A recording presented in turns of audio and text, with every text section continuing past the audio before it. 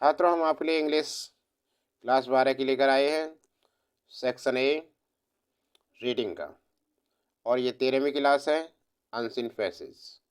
देखिए, ऐसे स्टूडेंट जिन्होंने अभी तक चैनल को सब्सक्राइब नहीं कर रखा है, चैनल को सब्सक्राइब कर लें, क्योंकि इम्पोर्टेंट क्लास आने वाली हैं और इम्पोर्टेंट ही दे रहे हैं। एग्ज़ाम आने वाले हैं आपके, जुट जाओ तैयारी पर। देखिए, अनसीन पैसेज देखिए, इसमें पैसेज दे रखा है, फिर इसके बाद क्वेश्चन आंसर करने होंगे उसके, इसमें से ही, ठीक है ना। तो देखिए, प्रश्न है, destruction of a forest has a major impact on the producibility of our cropland. वनों के विनाश का हमारी फसल भूमि की उत्पादकता पर बड़ा प्रभाव पड़ता है। This happens in two way: soil erosion increase manifold, and the soil literally gets washed away, leading to an, देखिए, यह दो तरह से होता है। मिट्टी का कटाव कई गुना बढ़ जाता है और मिट्टी सचमुच बह जाती है। मिट्टी सचमुच बह जाती है। Accented cycle of floods and droughts, मिट्टी सचमुच बह जाती है जिससे बाढ़ और सूखे का चक्र बढ़ जाता है। बट लेकिन equally important is the impact of the shortage of fire would on the productivity of croplands. लेकिन फसल भूमि की उत्पादकता पर जलवायु की कमी का प्रभाव भी उतना ही महत्वपूर्ण है। When firewood becomes scrap, people begin to burn. Crowding and crop waste are the major source of cooking energy.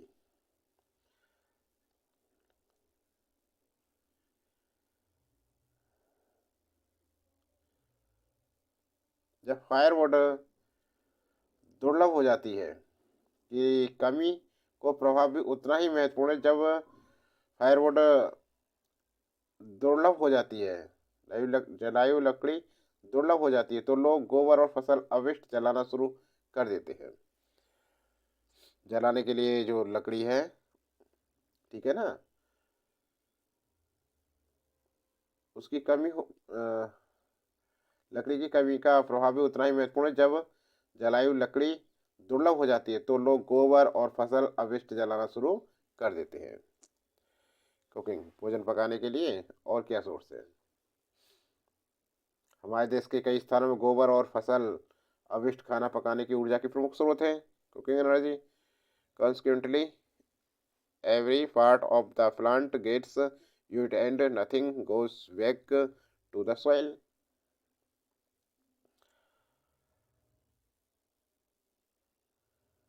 परिणाम स्वरूप पौधे का हर भाग उपभोग में आ जाता है। परिणाम स्वरूप पौधे का हर भाग उपयोग में आ जाता है और कुछ भी वापस मिट्टी में नहीं जाता।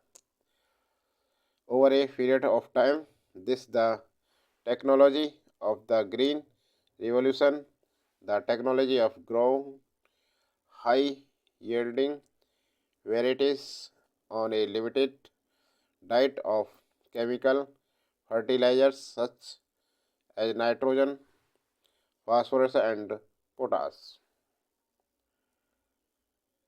परिणाम स्वरूप पौधे का हर भाग उपयोग में आ जाता है और कुछ भी वापस मिट्टी में नहीं जाता। समय के साथ पोषक तत्वों की इस निकासी फसल उत्पादन को प्रभावित करती है। इसके अलावा हरित क्रांति की तकनीकी नाइट्रोजन, फॉस्फेट और पोटाश जैसी रासायनिक उर्वरकों के सीमित आहार पर उच्च उपज वाली किस्मों को उगाने की तकनीक, the total biomass products goes up and so does the drawing of the nutrients from the soil। कुल बायोमास उत्पादन बढ़ जाता है और इसी तरह मिट्टी से पोषक की निकासी भी होती है। क्वेश्चंस दे रखे हैं, देखिए इनका आंसर देना है आपको। What are the two disadvantage of the destruction of forest? इसका क्या है आंसर, क्या होगा देखिए इसका। ये पूछा है कि प्रश्नों के विनाश के दो नुकसान कौन कौन से हैं।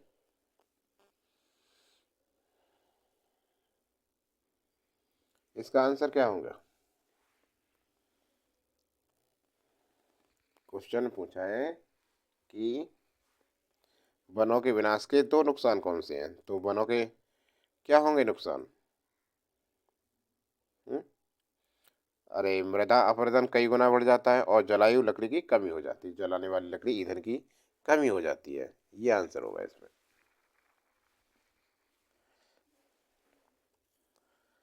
तो आंसर में हम लिखेंगे भाई question the two disadvantage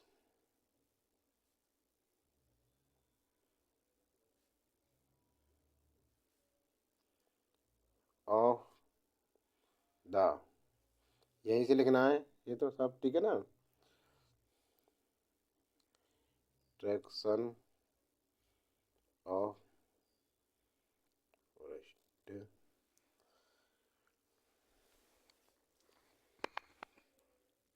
are first soil eruption increasing manifold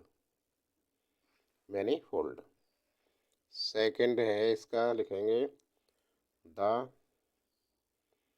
shortage of firewood, जलायु लकड़ी की कमी हो जाती है। ठीक है, अगला क्वेश्चन क्या है देखिए। अगला क्वेश्चन है कि what are the major of so use of cooking energy, कि खाना पकाने के लिए ऊर्जा के प्रमुख स्रोत क्या क्या हैं। तो देखिए हमारे देश में कई स्थानों पर खाना पकाने के लिए ऊर्जा का मुख्य स्रोत गोबर और फसल उपस्थित है, अपशिष्ट है। तो यहाँ ना है, यहाँ देखो firewood on the products of crop and when firewood the come source trace people begin crop waste cooking energy, ऐसे लिख देंगे यहाँ से। तो देखो क्या लिखना है, हमें इतना लिखना है कि द मेजर हमारे देश के कई स्थानों पर खाना पकाने के लिए ऊर्जा का मुख्य स्रोत गोबर और फसल अपशिष्ट है। तो लिखेंगे the major source of cooking energy, इतना तो इसी में से लिखेंगे, major source of cooking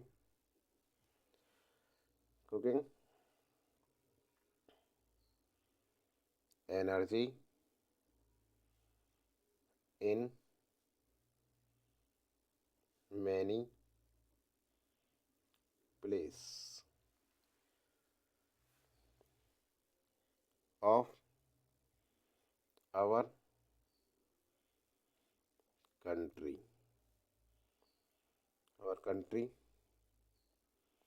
are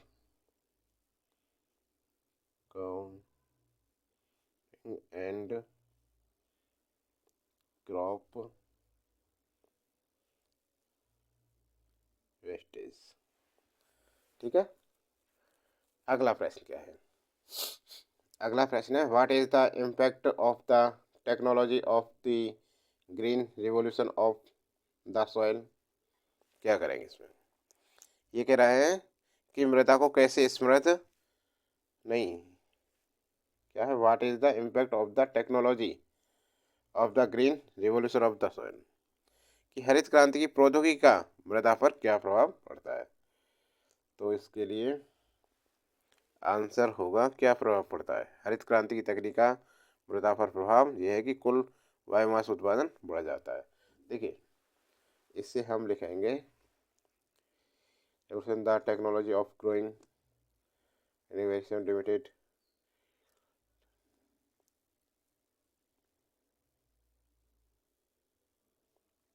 the total biomass product gas goes up and so does the। यहाँ से बनेगा आंसर इसका, ठीक है ना। तो देखो आंसर क्या लिखते हैं इसका, आंसर होगा the impact of the technology of the green revolution of the soil. पहले तो इतना लिखें इसे, the impact of the technology of the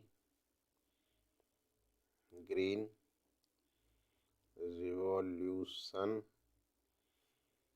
on the soil on the soil is that the total biomass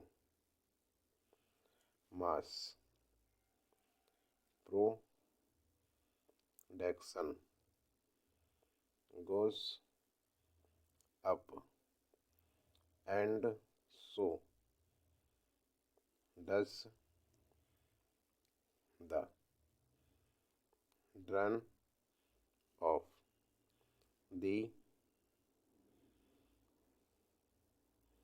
nutrients from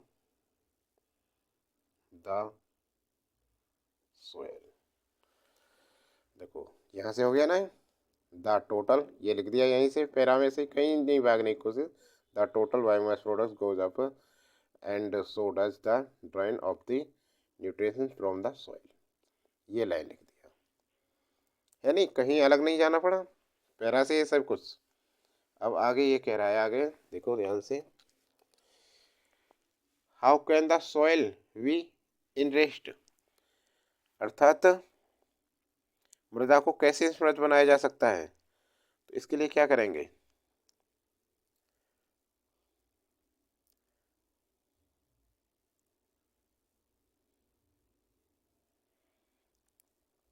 तो वनों के विनाश को रोककर यह सुनिश्चित करके कि पौधे का कुछ हिस्सा मिट्टी में वापस चला जाए तथा मिट्टी से पोषक तत्वों के निकास को रोककर मिट्टी को समृद्ध बनाया जा सकता है। ठीक है, ये आंसर देंगे इसका। तो कैसे लिखेंगे इसे, देखो ये लिखेंगे द सोयल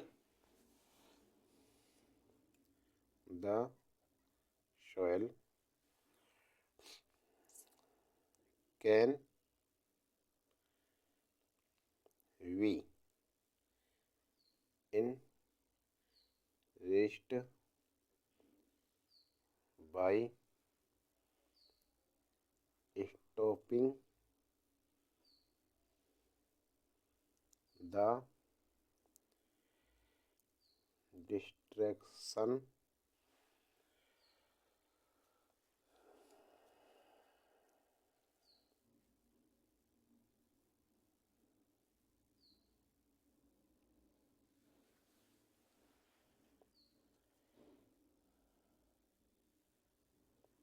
देखो यहाँ से इसे यहाँ से बनाएंगे, I think goes back on the soil, वापस चला जाए, ठीक है ना। फिर हम यहाँ से इसे बनाकर लिखेंगे, देखिए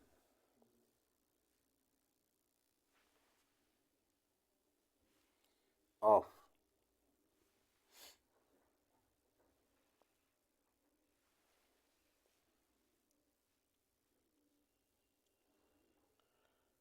forest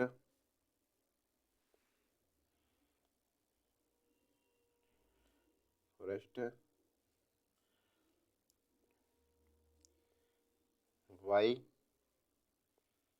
making source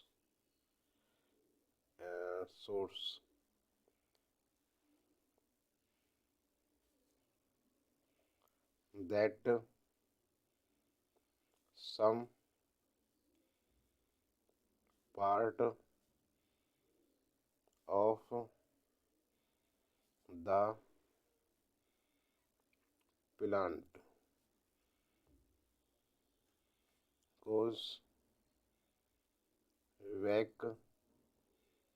to the soil and by preventing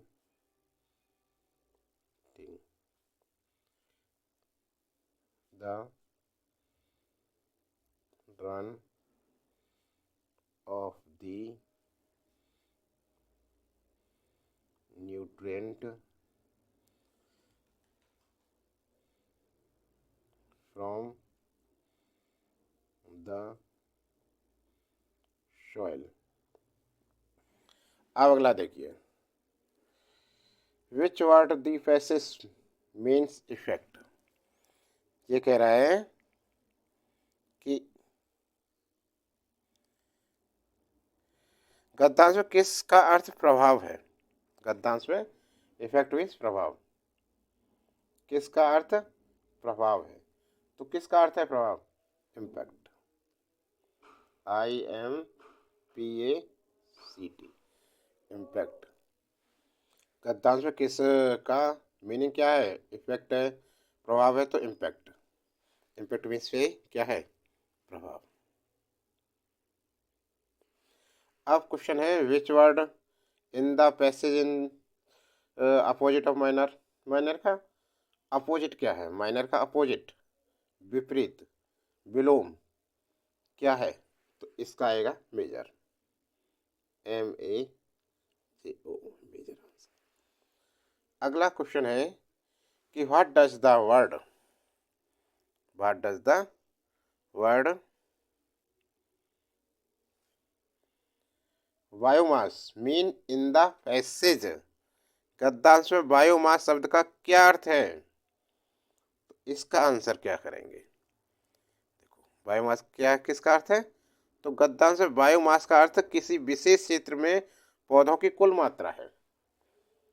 गद्यांश में क्या है, विशेष क्षेत्र में कुल मात्रा, तो इसका आंसर लिखेंगे हम, answer in the passage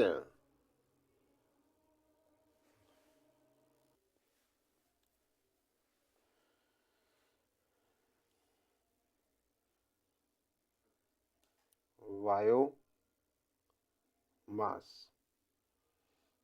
means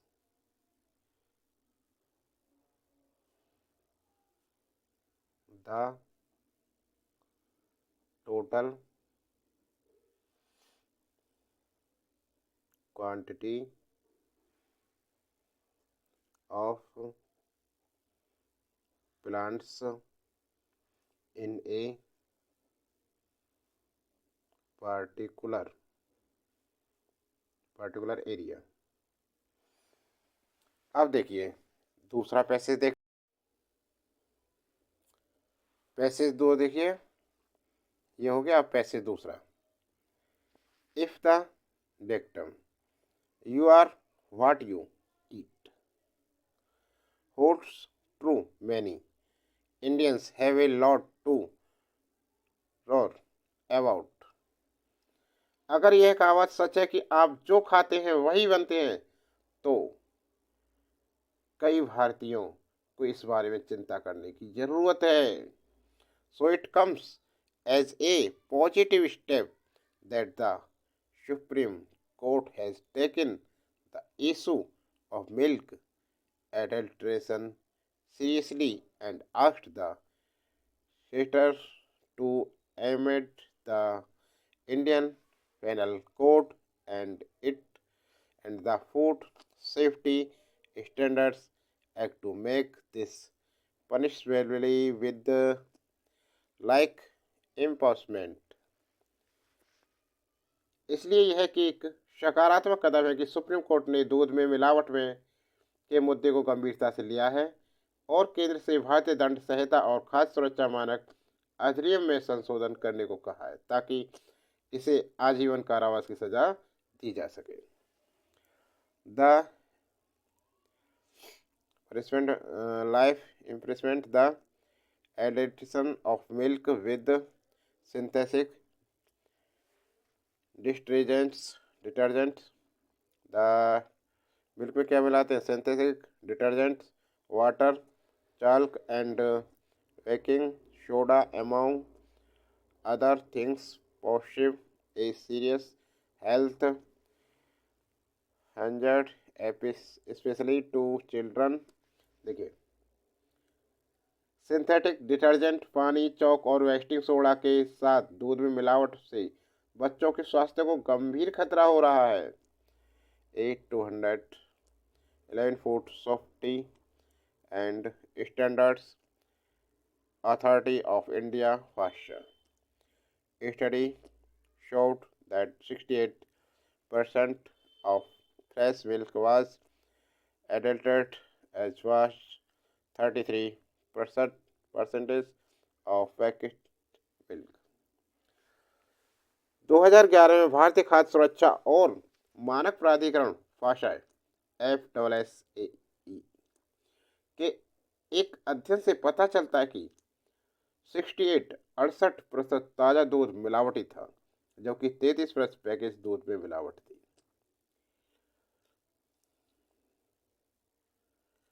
68% ताज़ा दूध मिलावटी था, जबकि 33% पैकेज दूध में मिलावट थी।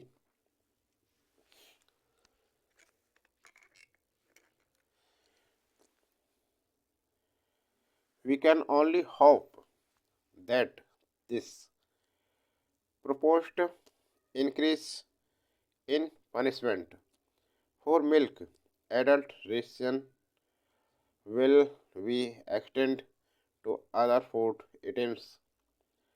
हम केवल यह उम्मीद कर सकते हैं कि दूध में मिलावट के लिए सजा में प्रस्तावित वृद्धि अन्य खाद्य पदार्थों पर भी लागू हो। Hotel, water, tea, coffee and spices have been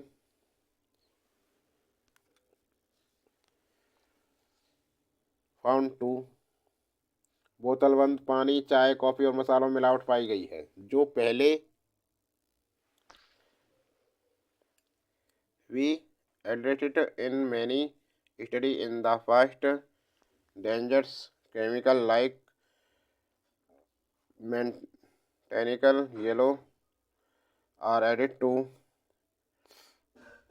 turmeric, a condiment of daily consumption of most Indians। जो पहले भी कई अध्ययनों से सामने आ चुकी है कि बोतलबंद पानी, चाय, कॉफ़ी और मसालों में मिलावट पाई गई है, जो पहले भी कई अध्ययनों में सामने आ चुकी है। हल्दी में मेटालिक येलो जैसे खतरनाक रसायन मिलाए जाते हैं, जो कि अधिकांश भारतीयों के लिए दैनिक उपभोग का मसाला है।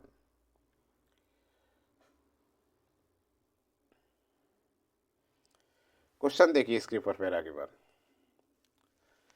Give a suitable title to the above passage.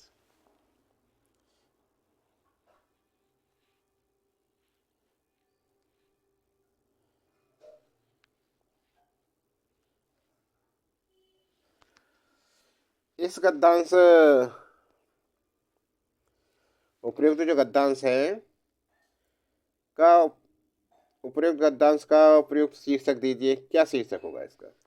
तो भाई इसका होगा खाद्य पदार्थ में मिलावट। इस गद्यांश का उपयुक्त शीर्षक क्या होगा? खाद्य पदार्थ में मिलावट।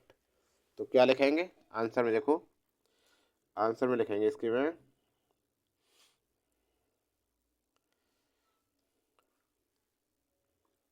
ए सुइटेबल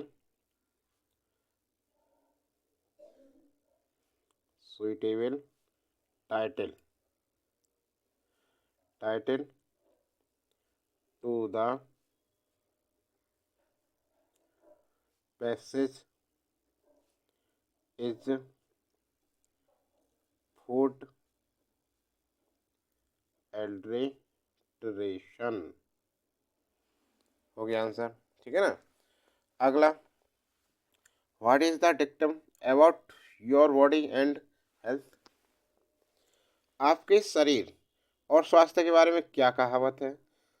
तो हमारे शरीर और स्वास्थ्य के बारे में कहावत है कि आप वही हैं जो आप खाते हैं।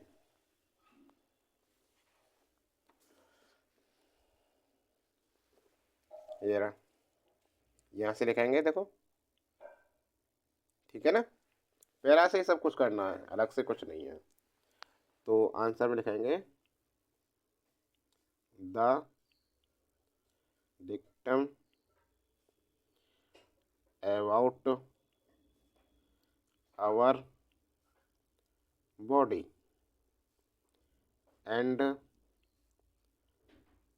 Health is you are what you eat. ठीक है। अगला प्रश्न, why do many Indians have a lot to wrong about. अनेक भारतीयों को चिंता क्यों रहती है? अनेक भारतीयों को बहुत चिंता रहती है क्योंकि उन्हें मिलावटी भोजन खाना पड़ता है। और कहावत है कि आप जैसा खाते हैं वैसा ही बनते हैं, ये है। तो इसके लिए लिखेंगे many Indians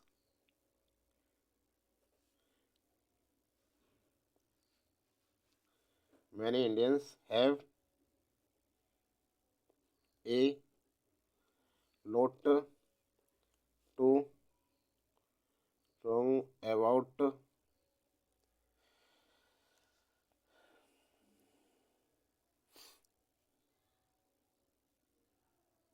because they have to consume daily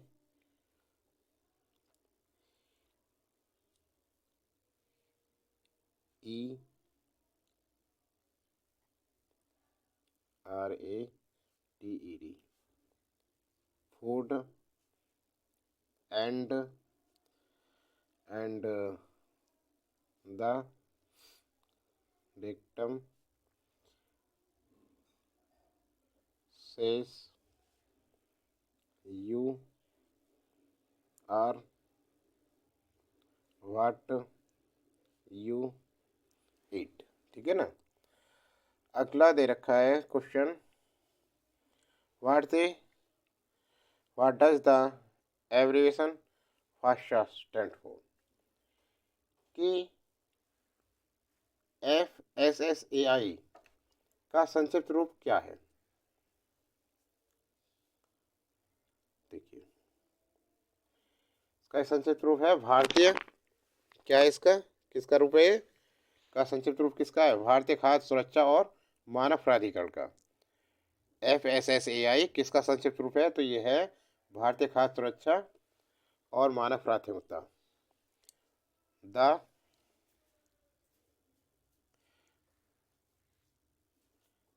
abbreviation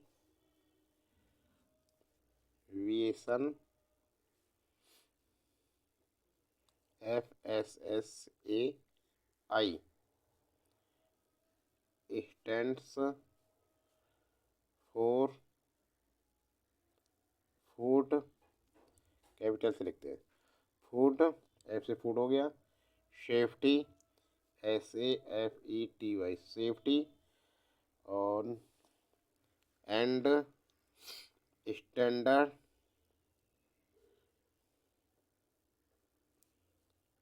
authority of IC India, इसका संक्षिप्त रूप है ये। ठीक है ना। अगला क्वेश्चन है, find the antonyms of the words given below from the passage. नीचे दिए गए शब्दों के विलोम शब्द ढूंढें। क्लम, CLM, क्लम मीन्स शांत, शांत। रिवार्ड मीन्स इनाम, प्योर में शुद्ध। इसका विलोम उल्टा, तो शांत का क्या होगा? चिंता।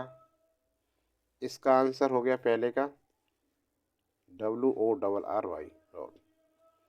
और सेकंड का क्या हुआ? इनाम, सजा, पनिशमेंट, PUNISHMENT पनिशमेंट। और थर्ड का क्या हुआ? प्योर।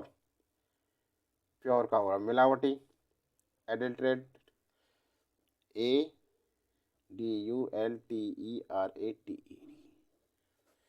ठीक है, हो गया। तो छात्रों, ये क्लास कैसी लगी? क्लास अच्छी लगी हो तो लाइक कीजिए और ज़्यादा से ज़्यादा शेयर कीजिए। इसका अगला भाग देखने के लिए चैनल को सब्सक्राइब करें। जल्दी मिलेंगे अगले भाग में। चलते हैं जब तक।